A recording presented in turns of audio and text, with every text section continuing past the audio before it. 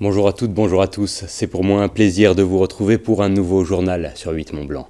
Nous sommes aujourd'hui le vendredi 15 décembre 2023 et tout de suite, voici les titres que nous allons développer. Nous nous pencherons sur les travaux qui rythment le quotidien des Annemassiens depuis quelques semaines déjà. Un chantier de piétonisation et d'extension de la ligne de tram très attendu par les locaux, nous le verrons. Et puis, dans un deuxième temps, nous reviendrons sur la volonté de reboisement de l'agglomération d'Annecy. Un élan qui vise à minimiser les effets du climat et de ses dérives. Les explications complètes dans quelques minutes. Mais on commence donc ce journal avec ce chantier d'envergure, tant pour la municipalité que pour l'intégralité du Genevois. En effet, Annemasse a lancé il y a un mois déjà une nouvelle tranche de travaux de son centre-ville. Une phase déterminante à l'issue de laquelle le tram franco-suisse sera étendu et plusieurs rues réservées aux piétons. On fait le point sur cette transformation avec ce reportage. Dans les rues annemassiennes, c'est une petite révolution qui est peu à peu en train de s'opérer. Car si le centre-ville subit actuellement une phase de travaux impressionnante, il s'agit là de la concrétisation d'une ambition déclarée depuis de nombreuses années déjà, la piétonisation du centre-ville. Mais dans cette optique, il faut parfois déconstruire avant de partir sur de nouvelles bases. Pour l'instant, on dévie les réseaux pour pouvoir planter à l'emplacement de certains réseaux. Et on en profite aussi pour réhabiliter certains réseaux, notamment les réseaux d'eau. Donc il y a cette phase préalable et une fois que ça c'est fait, on peut reconstruire la surface, refaire les aménagements, planter et voilà, mettre du qualitatif au-dessus du technique souterrain. Un projet qui s'inscrit dans une vision globale du territoire et s'appuyant notamment sur le second grand chantier mené par l'agglomération, l'extension de la ligne de tram franco-suisse pour une desserte étendue jusqu'au quartier du Perrier. Chacun le sait, quand on a un tram dans une ville, c'est plus la même ville. Et ça, la ville est plus apaisée tout l'espace public est refait. D'autant plus que le tram, il aménage la ville de façade à façade. Il y a bien sûr l'endroit où il roule, mais il y a tout le reste à côté. Et donc, naturellement, on ne pouvait pas laisser le reste sans cohérence, d'où le projet et l'action que l'on mène maintenant sur la piétonisation et la végétalisation du centre-ville. Et ça forme un tout. Une réelle transformation du cœur de ville qui devrait également changer les habitudes des usagers.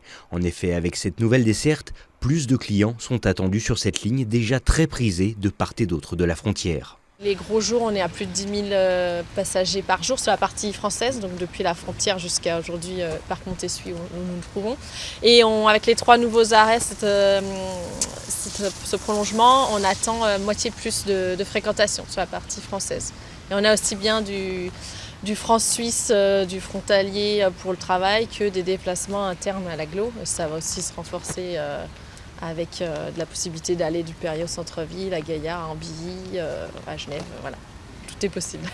S'il s'agit de l'une des dernières grandes phases de travaux structurantes pour le Genevois français, riverains et voyageurs vont toutefois devoir s'armer de patience. La fin du chantier étant prévue pour l'horizon 2025-2026. Direction le monde des stations à présent. La Compagnie des Alpes veut accélérer le mouvement en matière de transition écologique. La société qui gère plusieurs grands domaines skiables de France vient en effet de signer une série d'engagements et de renoncements destinés à réduire son impact carbone et agir en faveur de l'environnement.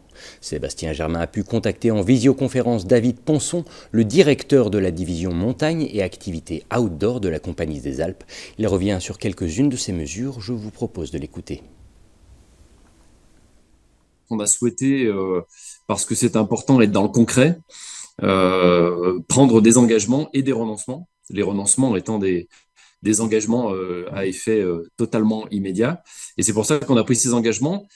Et par ailleurs, comme il faut être concret, puisqu'on sait qu'on s'est engagé à rendre des comptes annuellement sur chacun de ces engagements, qu'on monitore, qu'on mesure, et on est dans une démarche de progrès. Donc chaque année, on sera en communication sur ces engagements-là. Une des décisions qu'on avait prises l'an dernier, de ne plus utiliser d'hydrocarbures, on a passé la totalité de notre flotte d'engins de damage au carburant HVO, donc qui est en fait issu d'huile végétale retraitée hors huile de palme, qui diminue de facto dès la première année de 85% les émissions de carbone et 65% de particules fines. Quand on aménage des domaines skiables, on est amené à démonter des anciennes remontées mécaniques et de réimplanter des nouvelles. C'est l'exemple à La Plagne sur la télécabine qu'on va livrer d'ailleurs cette année sur le glacier de Belle-Côte. On a abandonné l'ancien point de desserte sommitale du glacier de Belle-Côte parce que la situation a évolué. Et c'est finalement tout un pan de la montagne, le glacier de Belle-Côte et de la Choupe qu'on a abandonné volontairement, alors que c'était une surface skiable, pour se déporter sur un autre endroit du domaine skiable pour implanter la gare d'arrivée de cette télécabine. Donc ça fait partie de notre bilan d'impact zéro artificialisation nette. On parle d'utilisation de la ressource en eau et de mesure de la ressource en eau, etc., etc. Il y a de nombreux exemples. Donc en fait, on essaie d'avoir une approche plus scientifique, plus raisonnée de cette ressource, de ces ressources, et de la préserver un maximum, de la réhabiliter. On pourrait parler des zones humides, par exemple, ou des exemples de ce type-là. Je vous l'évoquais en titre, les élus du Grand Annecy ont décidé de mettre la main à la terre. Ce mardi, une dizaine d'entre eux ont participé à une opération de reforestation d'une parcelle du Bois des Îles. Ce secteur n'a pas été choisi par hasard. En effet, la forêt du Vallon du Fier a été particulièrement touchée par le scolite et la sécheresse cette année. Sébastien Germain a pu assister à cette campagne initiée par Outdoor Sport Valley. Reportage. On a tendance à dire que les élus sont de plus en plus éloignés des réalités. Ceux du Grand Annecy ont décidé d'aller à contre-courant ce mardi en participant à une opération de reboisement d'une parcelle du Bois des Îles organisée conjointement avec l'Office national des forêts et Outdoor Sports Valley. Nous, élus locaux, avec les entreprises locales, on a capacité à changer les choses.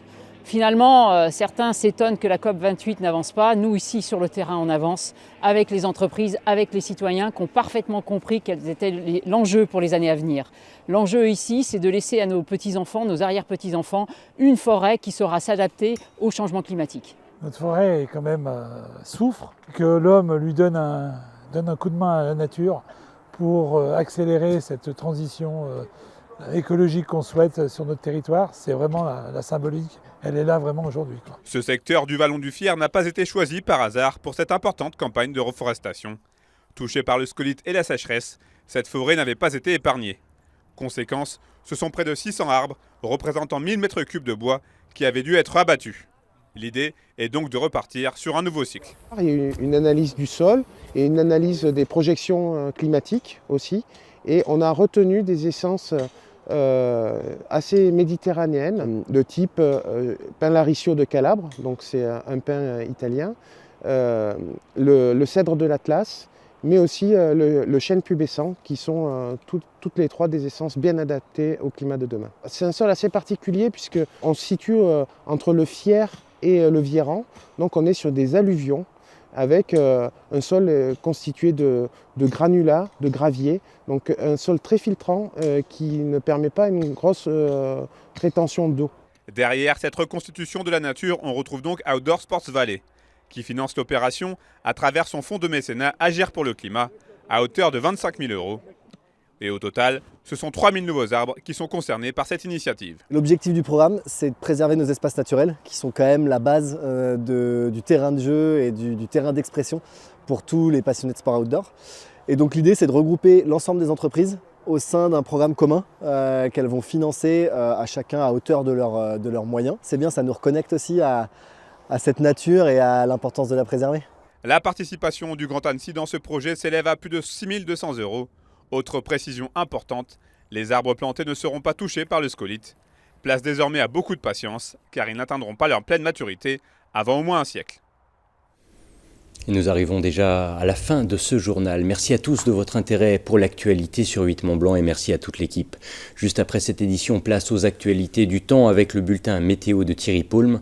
Puis vous retrouverez une rediffusion du magazine En tête à tête au cours duquel Luc Haruch a rencontré le réalisateur savoyard Gaetano Naccarato. Ce samedi, nous vous donnons rendez-vous à partir de 18 h sur notre antenne et nos réseaux sociaux pour vivre en direct le championnat de France de Vertical Race, une épreuve qui se déroulera dans la station de Courchevel, avis aux amateurs d'efforts intenses et sur des pentes vertigineuses. En ce qui concerne le retour de l'info sur notre antenne, c'est pour lundi à partir de 18 h. Mais d'ici là, je vous souhaite une très belle fin de semaine sur 8 Mont-Blanc. À bientôt.